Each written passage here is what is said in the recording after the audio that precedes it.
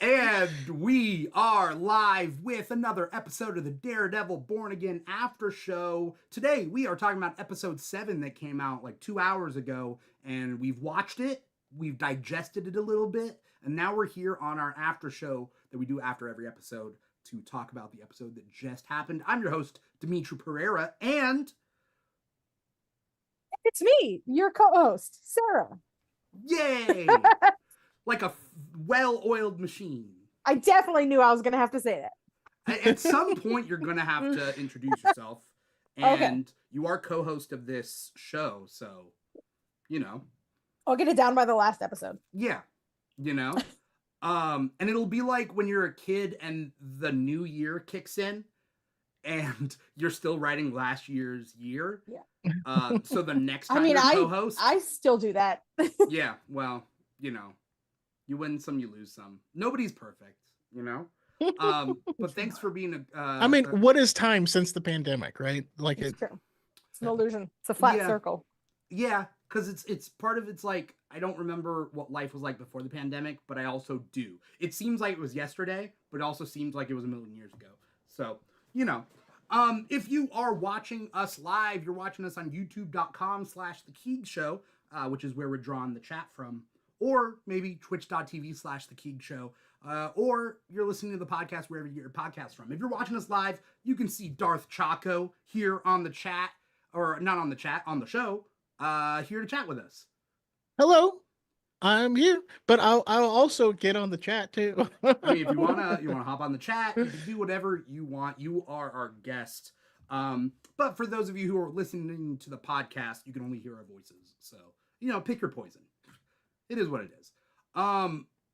Choco, have you been liking Daredevil Born Again? We'll start off with the broad question. Have you been liking it? We're 7 episodes in. I mean, it's not tickling me quite like the Netflix series did. So that's for certain. But I kind of liken it to when a new company. I mean, not a new company. When your favorite comic, like the run ends, and then another writer picks it up. They have certain characters that they like and they use a ton. They have a certain thing. They'll bring in a new artist, and so yeah. So it's doing its different thing.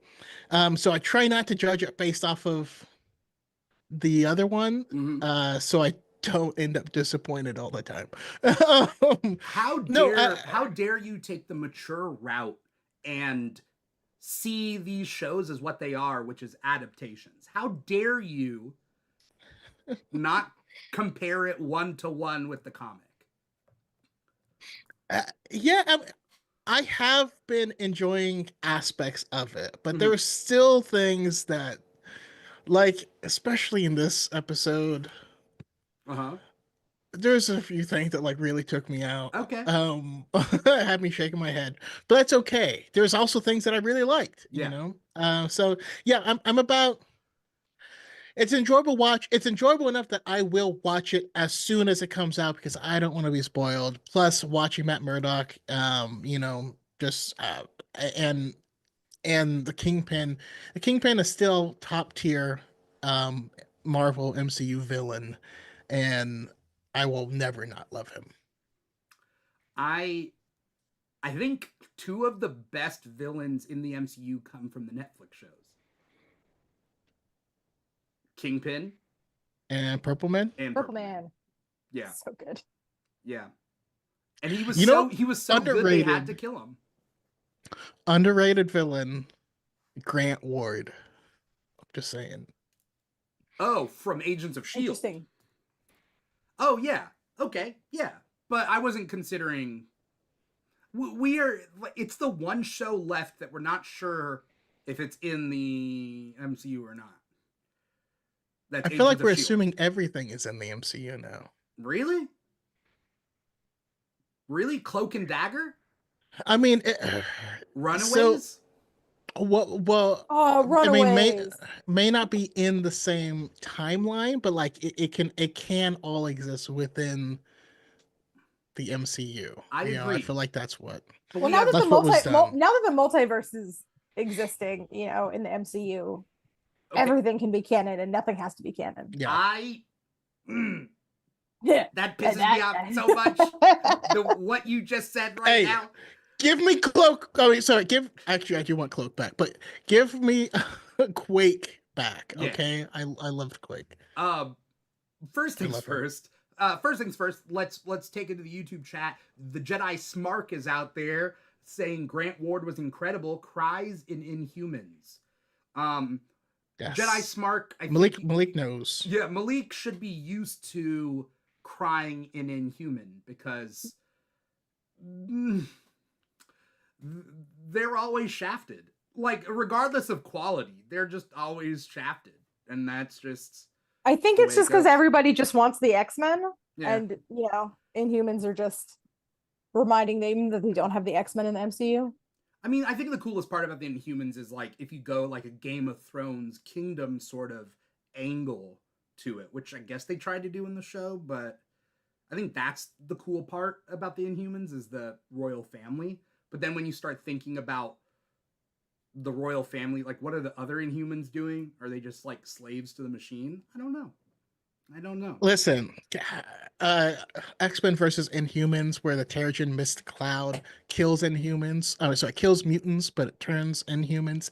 Like, it's just a cool concept, something I could see being explored in the future, because it's an interesting conflict. But that's just me. I think it's really a testament to this episode, the way we're like trying. We're not talking about the episode yet. Yeah. Like, we don't have any urgency to talk about the episode. I just want to know Choco's feelings about this show. Choco, did you watch the Netflix show, the 3 seasons when they came out? Or were you late to the game? Oh, yeah. Or were you like on time? Or oh no, we had watch parties where we would just go to our friend's house all in pajamas with energy drinks and snacks and just try to stay up and watch as much as we could. So yeah, that's been my life.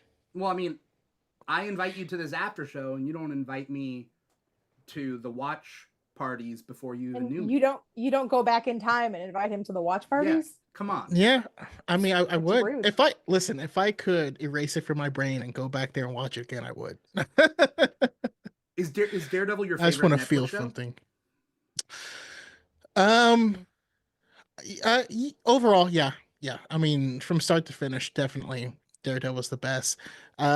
Season 1 of The Punisher, I think is fantastic. Season 1 and 3 of Jessica Jones is awesome. Season 1 of Luke Cage. Season 2 of Iron Fist is better than season 1. Season 2 of Iron Fist, but like, give me Colleen Wing as the next Iron Fist, please. She deserves so much more. Yeah. Also, Danny Rand wasn't terrible when he was with Luke Cage. When they were together, they had great chemistry and they were fun to watch. It's the team. It's the creative team that was running Iron Fist. They were doing it breakneck speeds. And he only got fight choreography 15 minutes before filming. And so, I don't blame Finn Jones for it. But also, it's one of those things like, I'm sorry, man, like, wrong place, wrong time. I don't want to see you come back. And I get that it's not his fault, but also... Also, Finn Jones, like, should have been great casting. Like, that, when I saw him cast, I was like, oh, that's a good Danny Rand. Yeah, I think, there was a lot of problems with it. I think the thing about Daredevil's really consistent in a way the rest of the shows weren't. Like, season 1 of Jessica Jones is up there. But I think looking at it on a whole... the consistency of quality that Daredevil had all 3 seasons is I think makes it the standout. I mean, I liked Luke Cage a lot, but it had some flaws with killing off like main villains in the first season. Cottonmouth was so good. Yeah. And I hated his brother, or like the Diamondback. I hated Diamondback. It was like it changed it from like a modern gritty crime drama to like blaxploitation, like 60s. Like, it was like, what's happening? I mean, I also enjoy watching that, but it's just not the same thing, Yeah. Season 2 though, Bushmaster was cool. Bushmaster, right? Yeah. With the Jamaican gangs. That was cool. That actually makes me I would rewatch season 2 of Luke Cage. So Maybe. All right. We gotta move into. We gotta talk about Daredevil. Daredevil. Yeah, So yeah, Daredevil Born Again is its own series on Disney Plus, but it's also like season 4, right? Like after so long.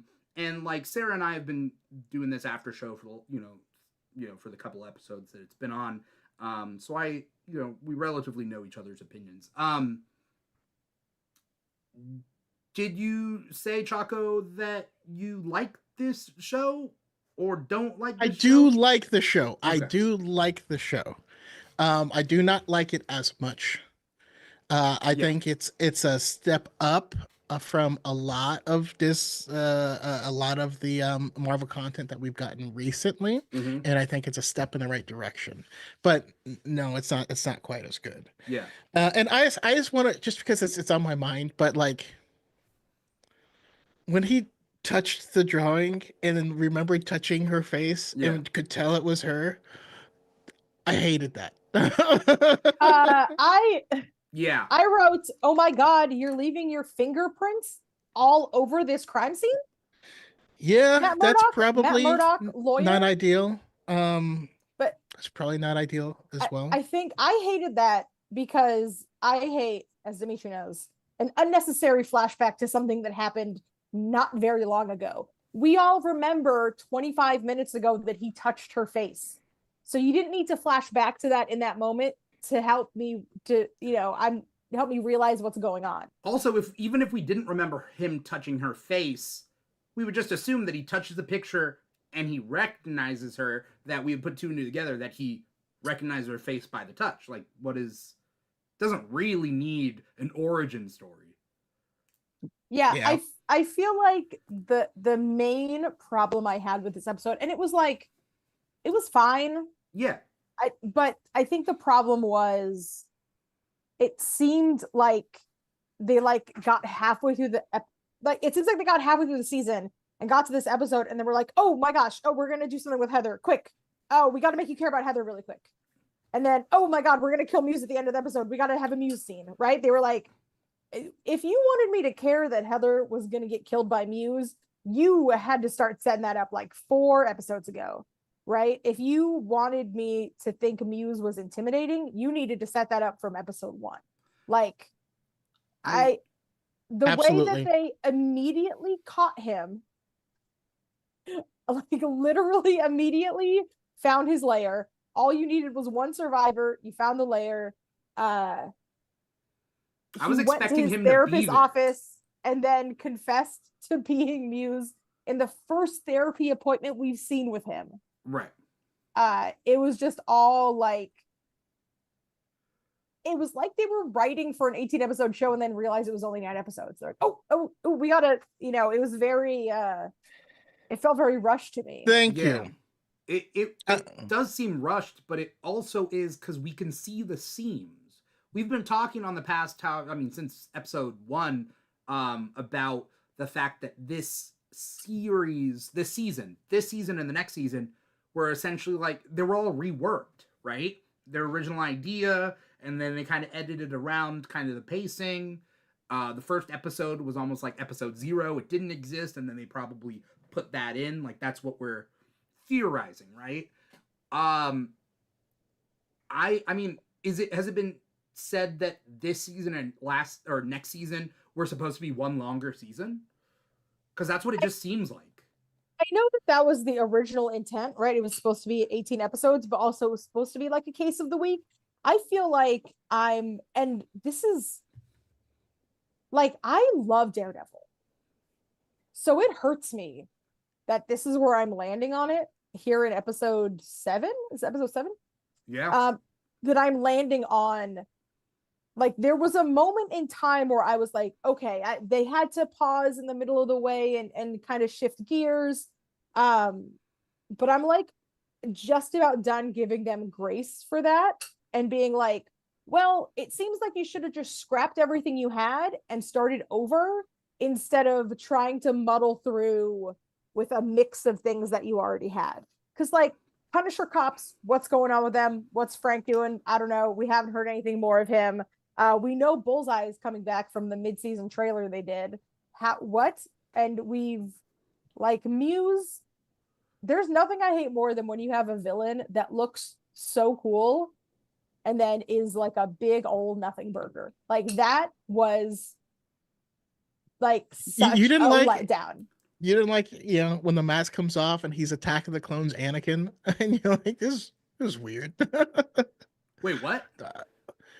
Did he not look like Anakin, like Attack of the Clones Anakin? Oh, Go back into that scene when he's like getting emotional. I don't know. I don't know if I see it, but okay. Um, It's like they didn't build out that character at all. So they had to do all of it in one scene. yeah. Which, Right by the before they way, I killed actually him. think that actor did it very well. Where you Yeah. saw like a relatively normal person crack and then Mhm. kind of go nuts. But yeah, there was no mystery. There's no like what you would have wanted them to do is have her be show her working on a regular basis, right? Show some of her other clients, not just the only two that have meaning to the story.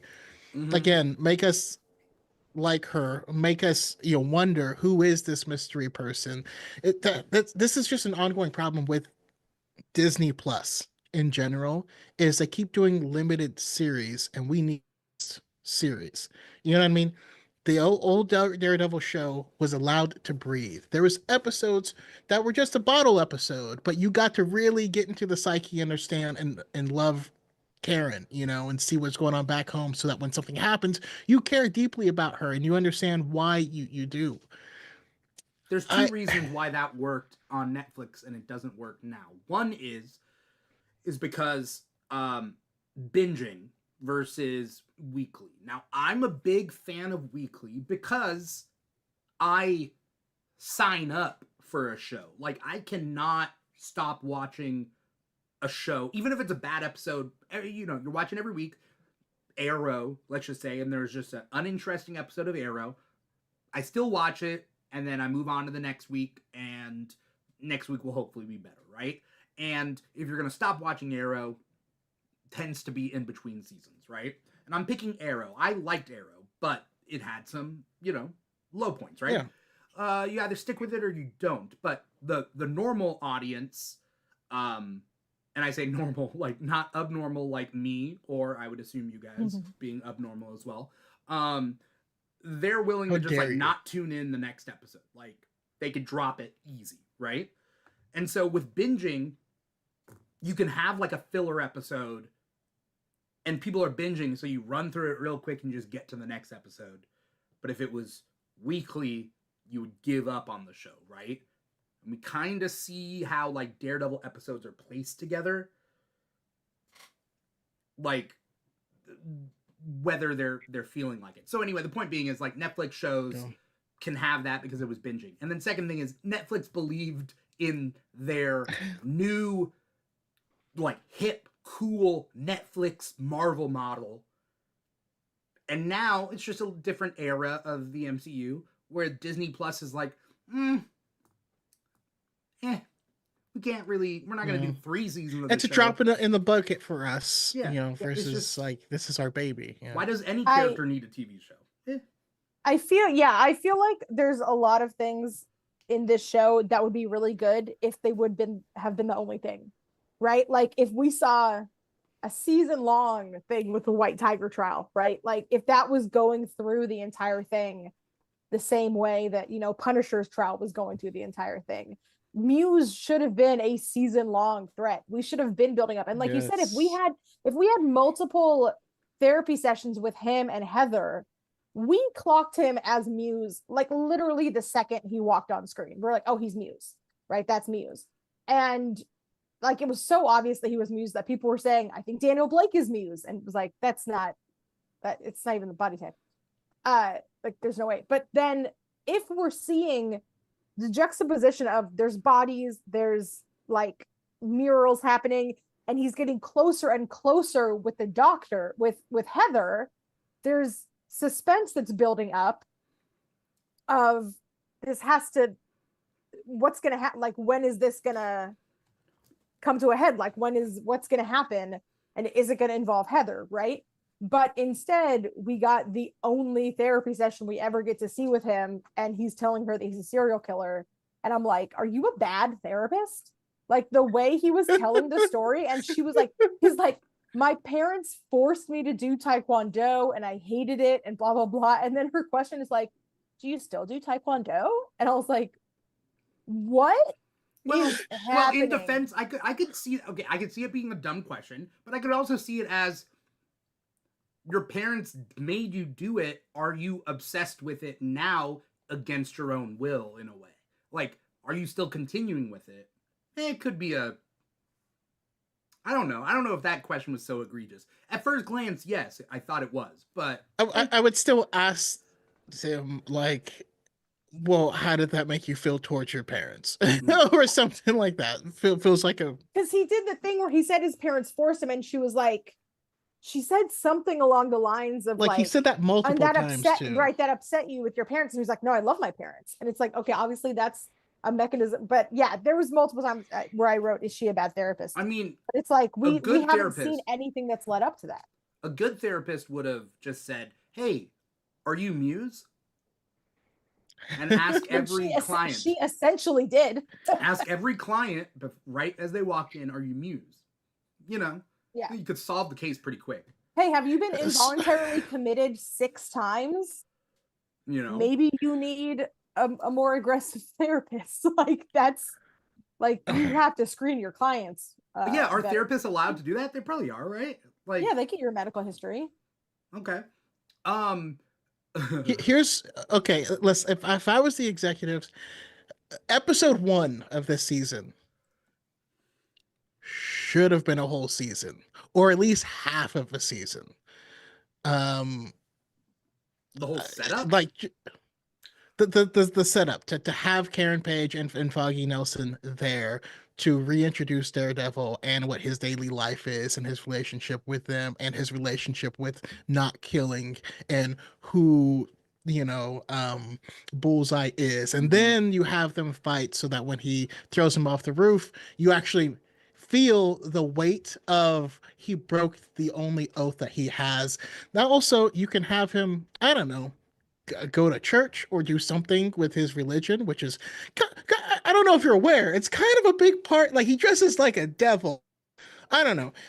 Wait, what religion is he?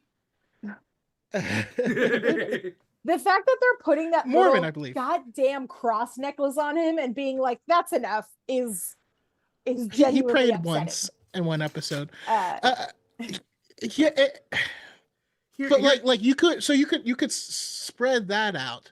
That way you could also have Fisk running for mayor in the background, and you could have those big art pieces be like your changing scenery. And then like season 2, you find out that all those things you saw in the first season were all made of blood. Holy crap. You could have him start to have trouble with his girlfriend, the therapist, in the second season.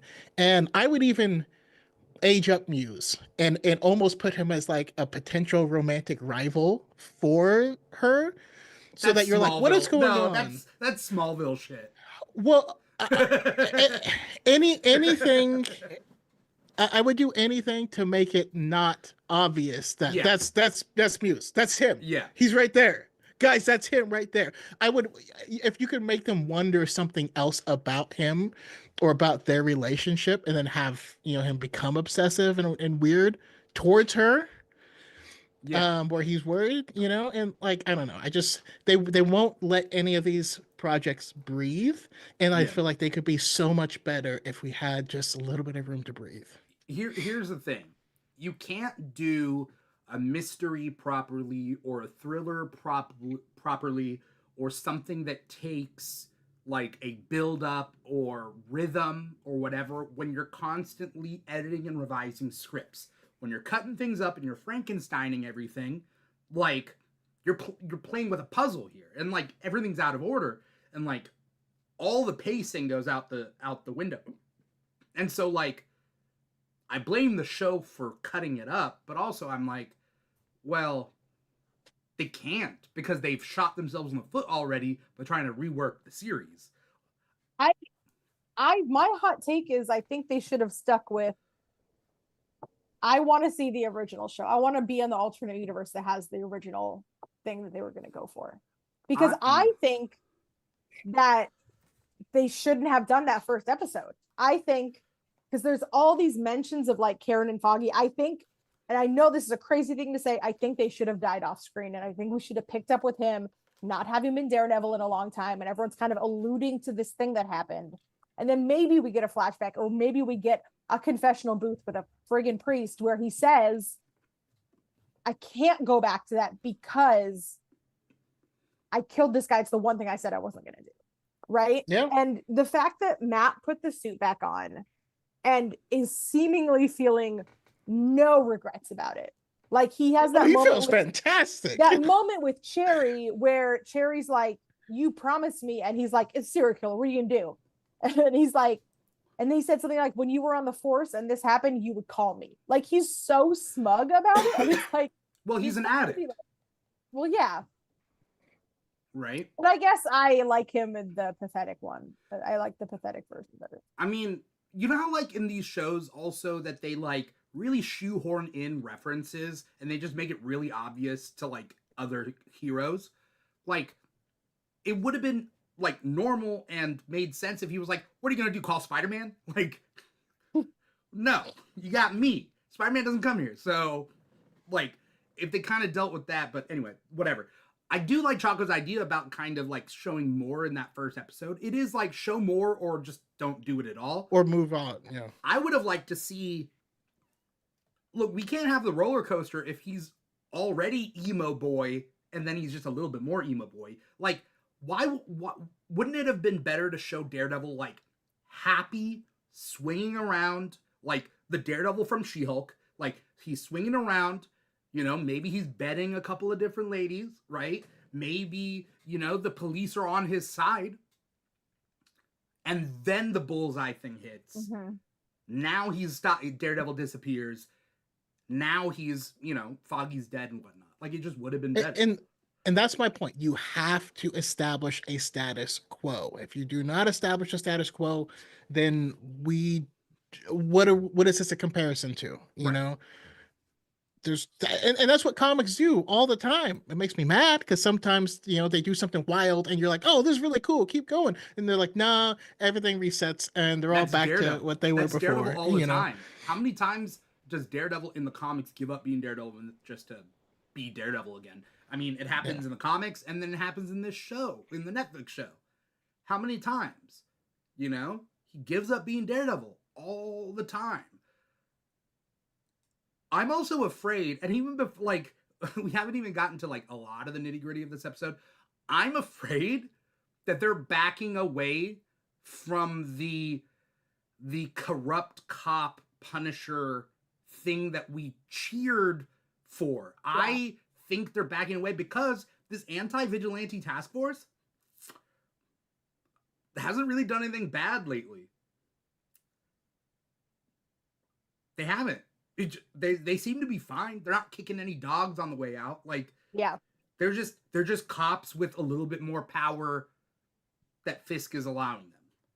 And I thought they were going to go for a gang thing, a Punisher gang.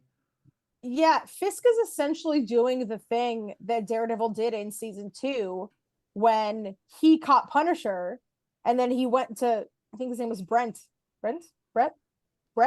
And he was like, you caught him. It has to be you. People have to know the system works. That's what Fisk just did by saying Daredevil wasn't here. You guys caught him. Like that's essentially what Fisk did. And we were really happy when Matt did it. But now we're supposed to be like, I mean, obviously Fisk has a, you know, but that's the whole thing of like there being the anti-vigilante task force. And it's like, he's much more concerned about Daredevil than he is about Muse, but like I don't really buy any of it. Like we start off with them telling Fisk that Daredevil's back, right? And he's, you know, he's pissed, but like not enough, you know, and he's like, look at everybody, the city's in fear. And I'm like, is it? I don't. All I see is fear. Yeah, Yeah. Do you his like? response is bizarre to me, especially when he's like, "Vigilantes need to go because he ruined my business," and you're like, "Your Yeah. business was murdering He he and put a human trafficking and." he put so many people on the unemployment line, like ruined these very talented people's lives. Does he not know that he was the bad guy? Did he forget, or is he so twisted? But the thing is, like, that could be an interesting commentary if he only sees himself as good always and doesn't realize that what he was doing was problematic. But the thing is, I don't trust that that was written intentionally. I feel like it was written there where he honestly forgot. The first time Daredevil showed up, they were loading women into a container for $1,000 a head. Yeah. Yeah. Which seems like not that expensive. It seems like that should be more. That's a bargain, you know? But then also that's another scene where it's like, oh, Buck is going to do something later in the episode. Quick, do another scene with Buck so we remember who he is when he shoots the guy in the head at the end, right? Like, Yeah. we got to remind people who he is.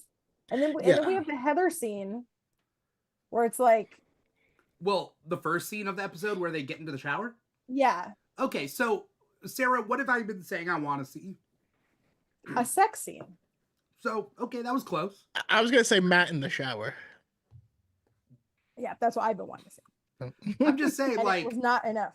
like seeing them together, like, okay, finally. I mean, it's just like been a long. Here's my thing. Every time we see a shirtless Matt, and I try, right, to not compare it to the Netflix show, but I can't because, like we said, it's like a season 4. Yeah. So if this was a different actor, I wouldn't be comparing it. But because they pulled everything from the Netflix show, I have to compare it.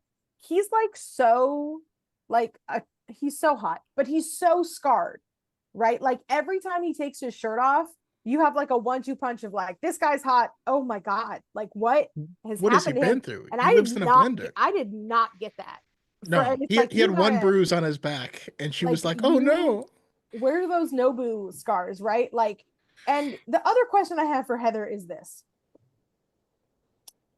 So you're sitting him down for the talk, which is you're lying to me. These bruises are not this. You didn't come home last night. Heather, why didn't you just have sex with this man in the shower then? If you're like, you're lying to me about your whole life. If that's the conversation after the shower sex, why did we have the shower sex? I guess like in case you were going to break up, that you'd have one last. Don't do it. Like, I don't. Sarah, would you have the conversation before or after? Well, if you have it before, then you can have makeup sex in the shower. Unless you break up. Right? Unless you break up. Sex. But do you really want to have shower sex always with a bad the guy idea. who you believe is lying to you about numerous things? Like, you've got a bunch of bruises on you. You left last night. You say you're going on a case, but you left your briefcase. Like, best case scenario, he's cheating on you, in which case you should not be having unprotected sex in the shower. Like, I thought that was a weird. The soap. I'm kidding. It does not. Soap It does not. It does not. Guard against It's also. STDs. So let's not take our medical advice from a guy named Darth Choco. And I'll change it to Dr. Choco. Dr. Choco. Dr. Choco. That sounds like a breakfast cereal. Oh. And yeah, the whole like, I thought she was gonna break up with him. Yeah. 100%, which is why when she was like, I love you, I was like, do we? Is that okay? Sure. That was also weird to me. I felt like, though, they're at the point of love. Okay, cool. Well, because I have no idea how much time has passed. And then they're like, oh, and together then like 3 times. Again, the show just feels like it's doing the very minimum, the least amount of stuff required to make sure you know what's going to be coming up. So they're like, also remember we have this other partner at the firm because I know you forgot about her. It was like, oh yeah, I did forget she was a person. Yeah. She's like a main character in the Mark Waid run. Mm-hmm. And like she is a love interest of Matt Murdock. And like here, she's not doing anything. Yeah, they had other to than getting a remind us that paycheck, she so good existed. for her, Yeah. I guess, you know. Yeah. On Twitch, rather be napping 69 says, will we ever get Charlie Cox's dad Daredevil? What does that mean? Charlie Cox's dad Daredevil? Like a dad bod Daredevil? Or like Daredevil becoming a dad? Little baby Daredevil running around. I don't know. Oh. Running into things because I can't see. If Daredevil is blind but has the senses like genetically, would his baby be able to see but then also have the senses? Seems like it would be a nightmare. What if the baby's like, I can see everything? Well, it would be everything. It would be like X-ray vision, microscopic vision, like everything plus Daredevil's powers. He's just like, ah. Oh, rather be napping 69 says, will he have a kid? I mean, yes, if he's having unprotected sex in the shower, you know, the odds are greater than 0. You know? I mean, Matt Murdock lays pipe. You know, he could already have some. You don't know. He's not as much of a womanizer in the show as he is in the comics. The closest we get to it is She-Hulk, and that we see, but Foggy does allude to it in the Netflix show. Why did you emphasize see? Rude. No, because it happens off screen. Rude. No, Foggy's like, you have a different woman every night. Was jealous about it, you know, back in the day. What if Matt was like, I thought it was the same woman?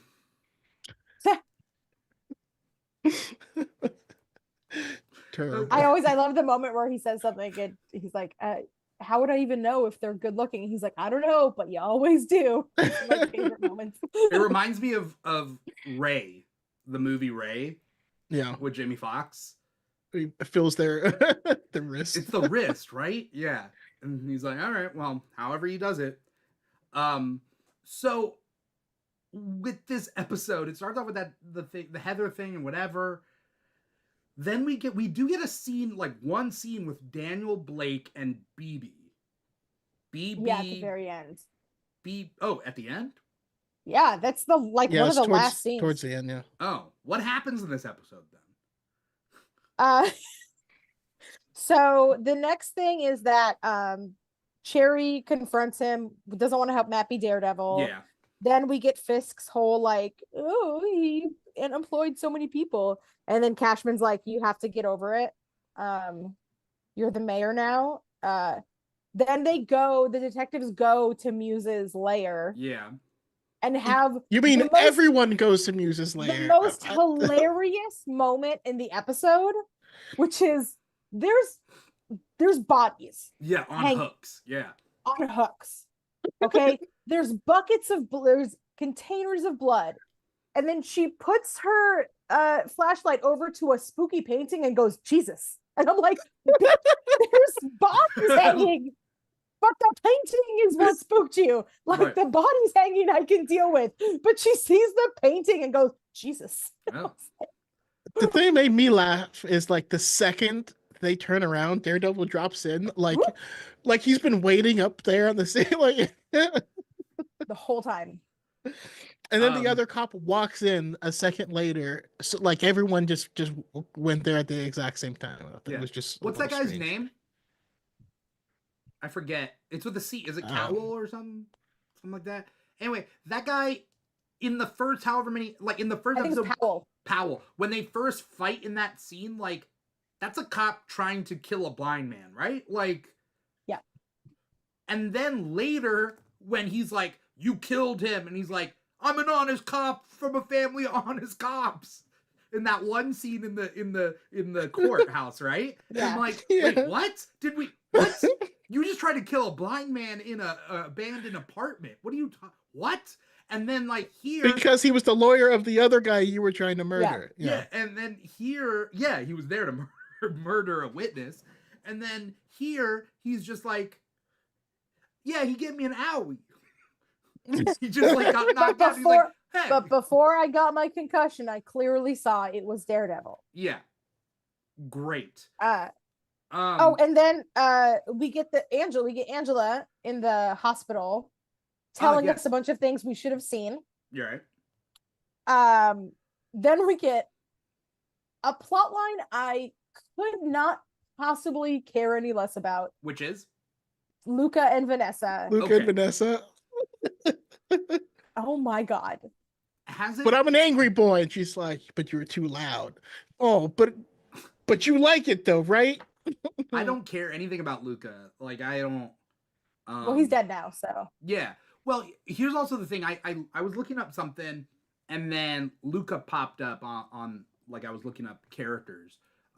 Oh no, I know what I was looking up the actress who plays Heather, and then like the character of Luca popped up, and then I found it like, oh, Luca, the character in the comics. I found a clue that may hint at something that I've been talking about, but I'm not quite sure. And the real question is, should we care? I don't know. In the comics, Luca works for the Owl. And Choco, do you know anything about the Owl? Not in Marvel. So in the comics, he is an owl-themed villain. He has like almost Wolverine hair. I think he has limited flight. He has like razor claw like fingers and whatever. But he's also a mob boss. So when Kingpin moves out, he takes control of Hell's Kitchen, and then there's a little bit of a skirmish, right? A very Penguin-esque, to whatnot. But in the first season of the Netflix show, Fisk has a guy on the board of the game of the whatever called Leland Owlsley. And so in that season, before he throws him down the elevator shaft, they mention that he's Leland Owlsley Sr., which means that there's Leland Owlsley Jr. out there, okay? Who is probably more like the owl that we know from the comics. More owl-like. Or will be, like, he's still alive at the very least, right? The rumor, or at least the theory, Daniel Blake is Leland Owlsley Jr. And after looking online and seeing that Luca in the comics is a henchman of the Owls gang, do we know what gang Luca is in right now? I thought he was the Tracksuit Mafia. Maybe. But the point being is that, like, a character that's linked to does he say Owl, bro enough? Oh yeah, he doesn't even have an accent. Yes, he does. Yes, he does. Really? I think he does. Not like the guys in Hawkeye, right? No. You are joshing with us, no? Like, no, he has more of a New York accent than he does a Russian accent. Yeah. But like, so anyway, I just think it's like, okay, that's my theory, by the way. Some people are thinking that Daniel Blake is Kingpin's son. I don't see it. But I think he is Leland Owlsley Jr. because of that, but I also think, like, he has to be somebody, otherwise I do not care. I just don't care. He was trying so hard to be scary, but like, I did not. That was the first time he was actually like a villain, right? Yeah. He mostly just sucks. Yeah. But like, yeah, it's not, it's not illegal. Like, he's just obnoxious. Yeah. Yeah. Yeah. I also think it's funny that this like clearly mid to late 30s, early 40s actor is like, I'd be stoked. I don't think he's that old. I think he's. Is he not? He's just a Gandolfini, so he looks perpetually 40 years old. I'm gonna feel bad if he's like 25. You actually got it right on the dot. He is 25. Oh, I'm so sorry to this man. Damn. I'm so sorry. He's got an old face. Well, not in all these pictures, but like, I don't know. Maybe it's something about facial hair. Maybe it's something about whatever. He kind of looks like the way they're styling him. Yeah. He looks like Gatton, Maybe. Like, I don't know. But the whole thing is that Vanessa was in charge. Oh yeah, he does in that one. I think maybe it's the way they're styling him and styling his hair is making him look a lot older. But I feel he does not look 25. The whole thing is that Vanessa wants to be like, he wants Vanessa back in charge. And Vanessa wants Vanessa back in charge because she sends Luca to go kill. I don't think so, right? Or is that a double? I thought it was. Because she knows he's gonna get. That's how I read it, but again, I Don't have care. lost faith that the show made it the intentional choice. There's no way Vanessa would send someone over and think that Kingpin doesn't have backup. Yeah, because she said he'll be alone, and she has to know that Buck is gonna be there. Yeah. You know. Discount Wesley. Yeah. Kind of. Rather be napping says thank you for doing your research and schooling us. Has Vanessa even met Daniel Blake? Ooh, I don't know. I don't think so. They had that gala. She was at the gala when he won the mayorship, but she didn't look like she was really chatting with anybody. Yeah. Yeah, she was just hiding out in the hallway. Yeah. Yeah. I don't know what's going on with some of these side characters, and I think supporting cast makes a good show. I just feel like show me a show that just has one great character and no good supporting characters. Jordan didn't win anything without Pippin, and but again, you need to have space for them, not just remind us that they exist. Was Pippin one of the Toon Squad characters? No. In Space Jam? No. I'm joking. But even when you mentioned like Leland, that was such a great character that didn't have a lot of screen time, wasn't like terribly important, but was a memorable character and a good performance. Had his own thing, his own goals. Yeah. I think he was like so a tax guy, right? Was he like an accountant guy? He was their numbers guy. Yeah. It's interesting because even thinking back to that season 1 of the Netflix show, like there were so many characters, all the different but they handled it masterfully, and I cared about a lot of the different characters. And I just don't. And I think the supporting cast is not impressive. It's like I don't want to fault the actors. I'm sure they're doing their best, right? It seems like it's just maybe all the ingredients are there and we're not cooking on the correct temperature. I don't know where the fault is, but I care so little about so many of these people. And I think the worst part is I care so little about Matt Murdock. And I care so much about Matt Murdock, like me as a person. I care about comics Matt Murdock. I care about Netflix Matt Murdock. And this Matt Murdock is he's hard to care about right now. He's not really much of a character in this episode. A lot of it is just him listening to things that are happening. He's not even really in this episode that much. He's in the scene with Heather. He's briefly in the scene with Cherry. He has a scene with Cherry. Then he goes to the hospital with Angela. He goes to the Muse thing. He freaks out, and then Heather is almost chilled, I guess, almost fridged.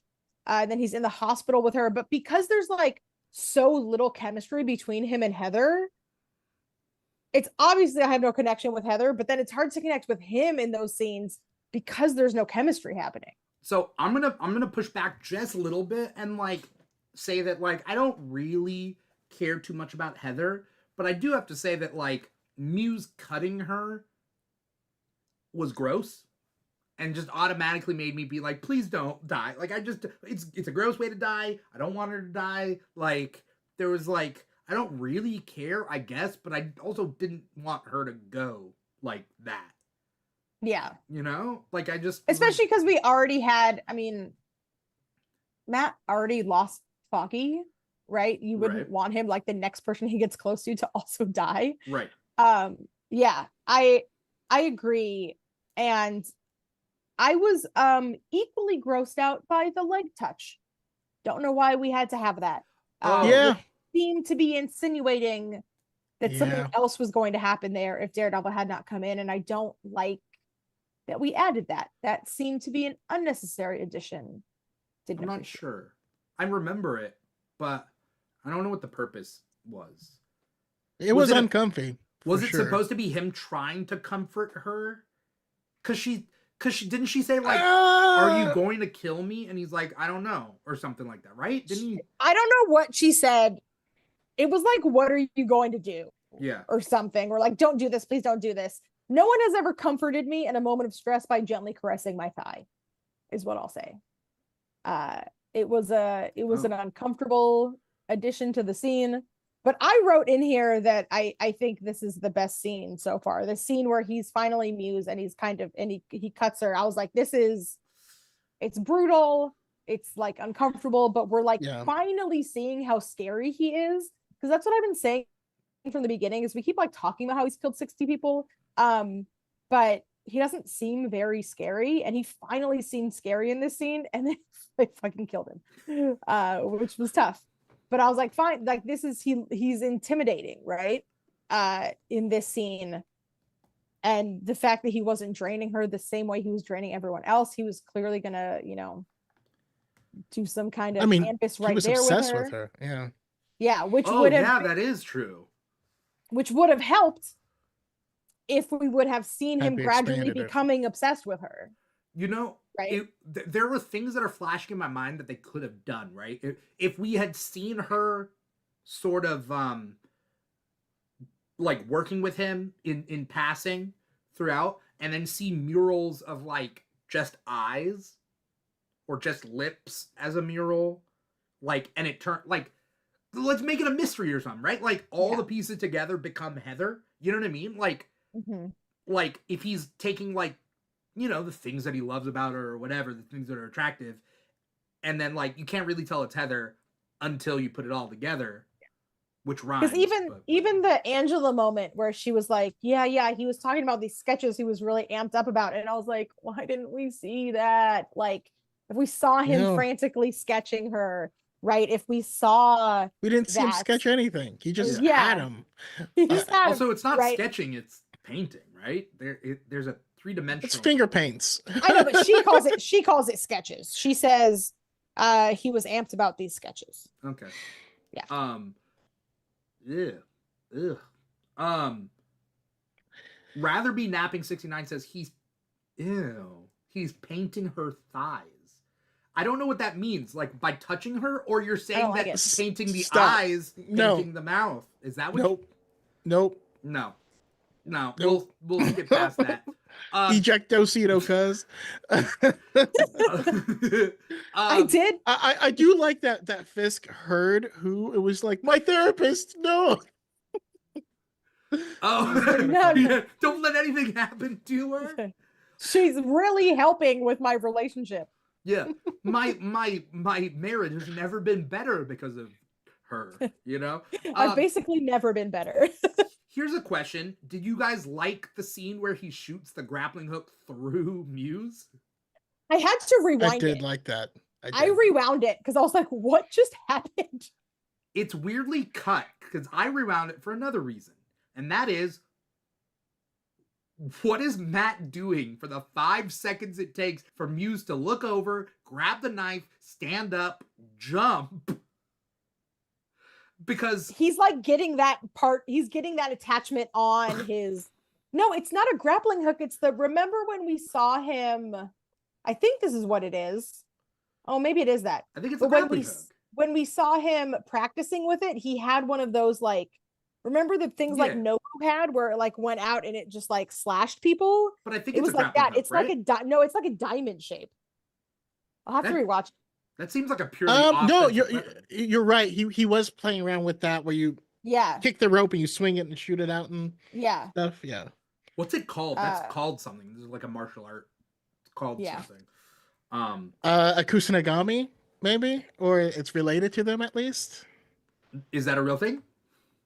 Yeah. Okay, cool. I wasn't sure if you were just making up stuff. Yeah, I was like, because I thought I saw something and I was like, where did this blood come from? And then I was like, did it go straight through his chest? Yeah. Yeah. Not through his chest. It was like through his shoulder, but yeah. But when I first saw it, I thought it went. I was like, did he just kill him? I was like, a gunshot? Back. And then later, there's a gunshot.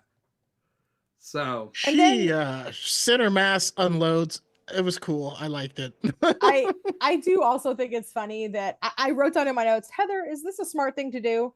When she's like, is like, okay, well, talking him down won't work anymore. I'm gonna just try yelling at him, which, like, I guess try different things until they work. When she says, I made me laugh again when she's like, anyone who needs a mask is a coward. And I'm like, it was like she had someone in her ear being like, Heather, you have to say the theme of the show again. The theme is masks. You gotta put, oh yeah. At least there's a A theme. mask is a coward. At Like, least there's a theme now. Okay, but the thing that bothered me about that is it felt like she just in the last episode gave a speech where she was curious about masks. Like she didn't have a definitive answer for like which is our true face? Was this what we project when we put a mask on? Is that our true self that we're allowing to show? Like she didn't she which is say like, that in last week? is literally, he's making your point. He says, this is who I really am. My name is Muse. Like, hey, you have a phenomenal case study for your book. Maybe you should like work with this guy. You know, you have like the world's best opportunity and excuse to flatter this guy when you say to him, this is what I'm writing my book on, about how did you discover that this was right? Like, I mean, he might be too far gone to do that, but it seems like, and also like, what a lucky writer that you are going to write your book about vigilantes and masks and your client is Muse and your boyfriend is Daredevil. Like, that's you just won the offer. And lottery. your other clients are the mayor and she's Kingpin? the most important person in New York and doesn't know it. What? I was gonna make a joke and I forgot the name. Oh, Stanley Ipkiss. Her other client is Stanley Ipkiss. The Mask. The Mask. Yeah. I also wrote down, good thing they put this Matt down, because he was bleeding so much. It's gonna be an easy cleanup. Yeah. And then I also put, dear God, Matt, put pressure on the wound. He was like, it's gonna be okay. And I was like, she's bleeding out from right here. Just put fucking pressure on it, Matt. A tourniquet, please. Ugh, I don't like. That's like one of the words. It's like the grossest. And then the guy from the task force is talking. Love that Muse's body is still there. I don't know how long it's been there. I don't know what the procedure is, but he was like, yeah, I'm positive Daredevil was here. And I was like, how?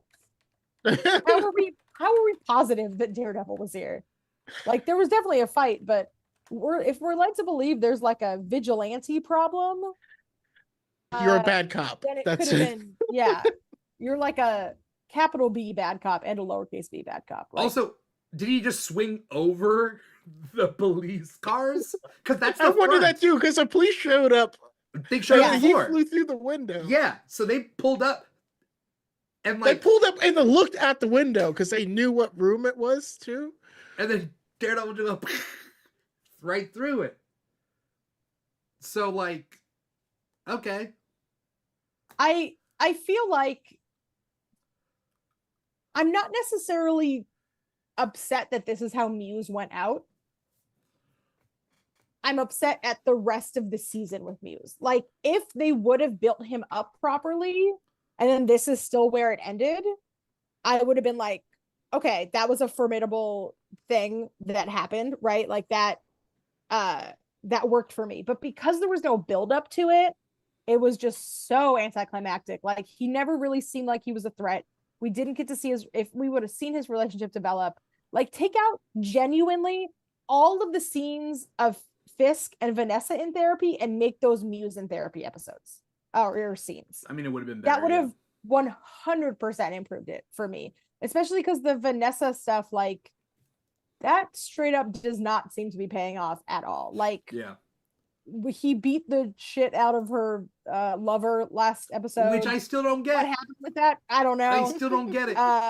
You know, they seem to hate each other. There's nothing there, and it's like, we have to focus on something. And the fact that they didn't focus on the Muse thing is a real bummer, because he seems like an interesting character. And if we would have seen him talking, like, he got one scene to talk. he got Yeah. well 2 scenes, but the other one he had like one line. He was Right. like, "Please help me. Are you taking on any new clients?" And then this Yeah. is the only scene where he really got to talk. And I would have loved to see, yeah, his relationship with her grow more and more obsessive so that it didn't come out of nowhere Yeah. like it did. So As we close up this after show, where do we see the final, quote unquote, final 2 episodes going? I hope they finish it like a season would finish and start a new season next time. I don't want to see this, like, whatever they did, like, stop it after episode 9 and then, new season next. We'll start fresh. Yeah. Yeah. We'll get some orange slices and like start fresh next week. Recoup and then I think the thing is there's nothing going on that I There's care nothing- about. Like, It's what are we yeah. wrapping up? There's no storyline that's near a logical there's conclusion. there's the storyline of the intern guy turning evil against BB randomly. Yeah, he's trying to get BB to go along with the line of the corrupt cops. Right? Yeah, but he did it in a weird, threatening way where Yeah. he's just been like kind of a bumbling idiot this entire show, and then now he's I don't know, that felt like a weird a weird kind of insert. heel turn. Which I mean, it's setting up for something later, but I don't know, and it just I don't have anything solid, but what I will say is I feel like Buck is going to be the next mini antagonist that Daredevil is going to have to contend with, or that Bullseye comes back. Bullseye is going to come back and kill Buck. But whatever happens, they tried to be very clear, like, "Hey, Buck, this is Buck. This is Buck. Every guy, Buck. You guys Hey, remember Buck, you're lucky that I pulled you out of the life that you were in before, Buck. How do you like it over here, Buck?" And you're like, "Okay, so he's gonna be the next thing. Gotcha. Cool. Thank you." I don't see him as a Daredevil antagonist, but I do see him as, like, if he tracks down Vanessa and he's about to kill Vanessa, or Vanessa pops out, he's about to shoot her, and Fisk kills Buck in order to save Vanessa in a way, whatever was meant to be. I don't know. He's gonna be in the mix next. Yeah, I think Cherry's gonna die. I think Cherry just doesn't do anything, and like I think that they always kill the old man in these shows. Like in Daredevil specifically, they're just like, "Hey, we're not gonna sign you to too many seasons because you're old, so we're just gonna kill you off." But I mean, I think like it's just the anti-vigilante task force. Rather be napping says, I think Frank will save the show at the end. I think Frank will pop back, sure. But I think like the anti-vigilante task force is going to be the big thing for Daredevil. But again, yeah, I'm not really interested in it. What's the point of everything going forward? I think there's going to be some sort of twist at the end of episode 9 that sure, it's the end of the season, but it's going to start sort of a new status quo.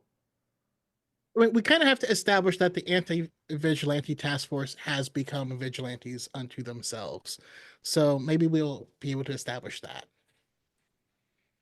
Yeah. Yeah. Anyone have any final thoughts before we get going?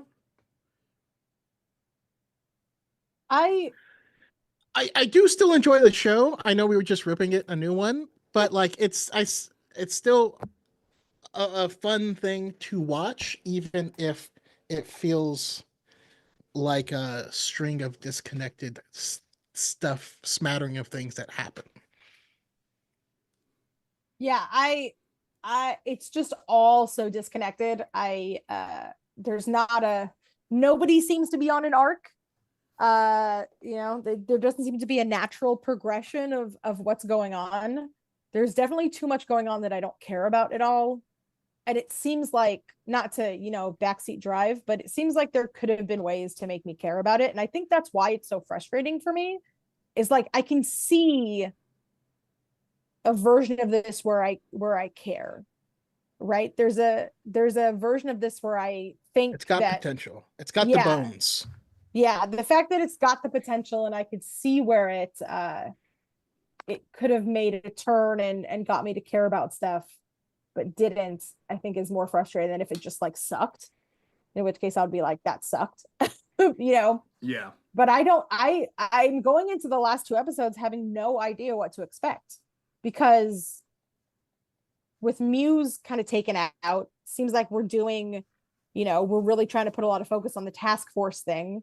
So that seems like that's the big, but also if it comes down to a big showdown between Fisk and Daredevil, like, where's the buildup been for, like, there's no buildup for that either. And Matt seems shockingly assured in what he's doing. Like, he doesn't really seem to feel any guilt. And I've said it once, I've said it 1,000 times. Get this man in a confessional. I want him crying in a church. Like, he doesn't have to be miserable all the time, but the fact that there's no Catholic guilt weighing on him right now. Although he did say that thing that his life felt fake, which was wild. And probably like the most authentic thing he's said. Yeah. I'm definitely interested to see Or what if you're not going to put him in a church, at least say, ever since Foggy, I haven't been able to walk into a church or something. Give me something. Tell me why he's not in a church. Yeah. But yeah, overall, the avoidant way that she like tried to really connect with him, and he was like, "Thanks, doctor," and I was like, "That's the biggest red flag he's done so far." Is like, you're trying to have a genuine like connection with him, and he's just like, "All right, therapy speak," and I'm like, "Ooh, Yeah. yikes." We'll see how this show goes. I want a little bit more comic book stuff. Like, just release Bullseye. Free Bullseye, free my man Bullseye. Like, let's, I don't know. It would have been nice to have happy Matt Murdock or happy-ish Matt Murdock. But that's not what we got. And that's okay too. But yeah, this seems like it's meandering. So Yeah. it is, it is what it is. I want to thank both of you so much for coming on the show and talking about Daredevil Born Again, episode 7. Before we get going, Choco, where can we find you? What do you got coming up? Anything you want to plug? Yeah, I mean, you can find me on the Diet in the Force podcast, which is Fridays at 5 p.m. Pacific time. You can follow me on YouTube or on TikTok at Darth Choco. And I don't post to Instagram, so don't worry about that. And yeah, just gonna be talking Star Wars, but Star Wars content is gonna be popping off here real soon. So Yeah. Yeah, to quote Scar, be prepared. We're gonna go at it hard. Okay. Do you have a Fisk impersonation? Can you do a Wilson Fisk? Vanessa, I feel like I'm going into his character in Men in Black.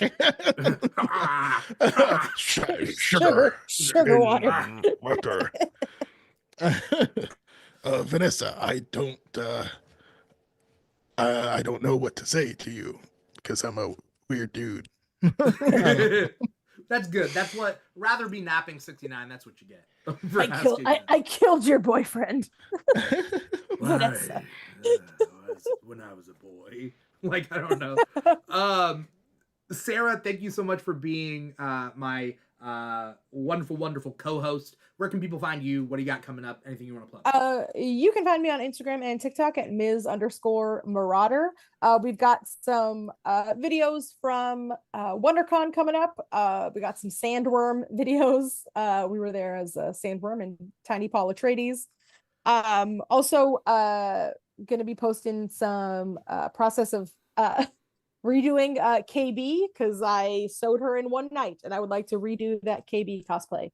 We're making puppets. We're getting we're starting early on SDCC and Anime Expo costumes so that we don't have to sew anything the night before. And yeah, post a lot more on Instagram than I do on TikTok, but I'll probably do some Andor and Last of Us stuff. So if you want to watch me cry about The Last of Us Part 2, Oh my And God. Andor, let me just look I at can't my wait. TikTok. I'll be posting I can't wait. my reactions, which are gonna be mostly just crying. Okay. For The Last of Us Part 2. Yeah. I'm ready to be hurt again. That's what I'm. What was it? Episode 3 broke me. It just broke me. Truly. And we'll probably bring back, honestly, for SEC, we'll probably bring back Joel and Ellie. My daughter and I do a Joel and Ellie cosplay. That and we haven't worn it in a while, so probably bring it back. So I will also be going to Anime Expo with my wife. Oh, And so yeah, what are you going as? we're gonna probably do. I haven't decided everything yet, but we're gonna do some Dungeon Meshi, Delicious in Dungeon. That's one of our Perfect. favorite things to cosplay from right now. We'll probably do Dr. Stone. And then Evie wants me to make her a Labubu cosplay. She's really into Labubus, so I might make her one of those. Yeah. All right. I might bust out a Sakamoto, so we'll see. Oh, nice. And then for SCCC, our big build is going to be Ghost Agatha and Wiccan. All right. I'm gonna be at SCCC also. But before then, in about a week and a half, I'm gonna be at C2E2 in Chicago. If anyone's going to that is Chicago's comic convention. I am hosting and producing a game show live on the floor at C2E2. Ooh. So it's an interactive geek trivia game show of my own design. So if anyone's out there in Chicago, April 11th at 3:30 to 5:30, we're going to be doing that. So, stay tuned, or show up or something if you want to be a part of that. If you want to follow me personally, you can follow me at This Is Dimithri. But for all things Keeg, you can follow the Keeg, all the podcasts that we do, all on social media at The Keeg Show. TikTok and Instagram are two biggest ones, but we're also on like Threads and Blue Sky and all that stuff. At The Keeg Show / The Keeg Show. Wherever you can find The Keeg on all social media, we are there. This is the Daredevil Born Again After Show, but we also got Comic Talk every Thursday. We got the Keeg Chats where we talk to industry professionals on one-on-one interviews. We got the Keeg Talks, which is about movies and TV shows. So we've got a lot of different shows that we do. We're lucky to have this show and the other shows. If you're watching us live, you're watching us on twitch.tv/The Keeg Show or youtube.com/The Keeg Show. But if you're listening to the podcast, it's wherever you get your podcasts from. Apple Podcasts, Spotify, iHeartRadio, Audible, Amazon Music, SoundCloud. We're on all the major podcast platforms. So like and follow, subscribe, write a review, give us, the full amount of stars that you can. Let us know you're out there because it's always nice. Thank you to Rather Be Napping 69 for being there in the Twitch chat. Thank you to Brent Lloyd and Jedi Smart for being in our YouTube chat. That's pretty much it. Yeah, this was the Daredevil Born Again After Show for episode 7. Once again, I am your host, Dimithri Perera, and I'm your co-host, Sara. Thanks so much for watching. See you guys next week. Peace.